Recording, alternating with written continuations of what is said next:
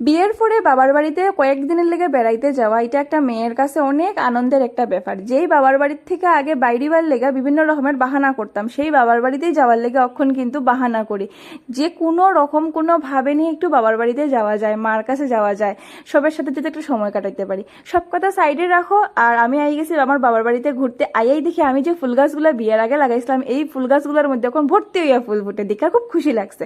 আর ভাইয়া আমার কাছে আবদার করছে যে হয় পনির মশলা খাইতো, তো আমি হেরে কিছু জিনিস আনার লেগে করছিলাম, তো হে ঠিকঠাকভাবে সব জিনিসই নিয়ে আইছে। আমার ভাই কিন্তু খুব ভালোই বাজার করতে পারে।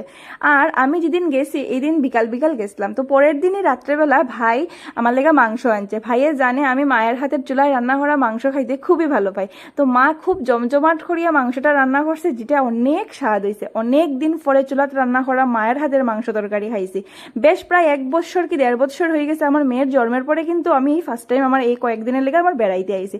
তো দুপুরবেলা মা রান্না করছিল পনির তরকারি, তো সেটা দিয়ে খাওয়া কমপ্লিট করছি। তারপরে মা অনেকটি মাংস দিচ্ছে, যেটা খুবই টেস্ট হয়েছে, কালারটাই একদম অসাধারণ।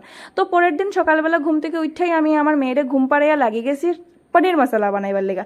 তো পনির মশলা আমি সিম্পল ভাবেই বানাইছি একদম ঘরের মধ্যে। তো তোমরা যদি আমার এই ভিডিওটা দেখতে চাও পনির মশলা কেমনে বানায়, তো আমার কমেন্ট করিও অবশ্যই। আমি একদম সিম্পল ভাবে পনির মশলা বানাইয়া তোমরা দেখাইমো। তো বাড়িতে আসলো গরু, তো গরু স্বাভাবিক থাকলে গরুর দুধ তো থাকবোই, তো একটুখানি দুধ জাল দিলাইছি আমি, কালকের দুধগুলো আসলো। আর পনির মশলা বানাইতেছিলাম, মা অন্য কাজ করতেছিল। তো পনির মশলাটা খুবই স্বাদ হয়েছে, ভাইয়া কইছে ওই দিনই রুটি দিয়া খাইছি রাত্রেবেলা। তো দিনের বেলায় আমি বানাই রাখছি, দুপুরবেলা ভাত দিয়া খাইছে ভাইয়া, রাত্রেবেলা আবার রুটি দিয়ে খাইছি।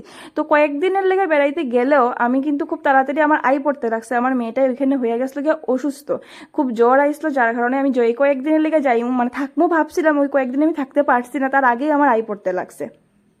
তো পনির মশলার কালারটা জাস্ট একবার দেখো, জাস্ট ওয়াও হয়েছে। তো নর্মালি যারা চুলায় রান্না করো তারাই বুঝবা যে চুলার রান্নার মানে মজাটা কতটুকু। আগুনের হিট খাইয়া তো জাল মানে গরম হইতে লাগে, কিন্তু চুলায় রান্না করার মানে খুবই স্বাদ, খুব স্বাদ, মানে খুবই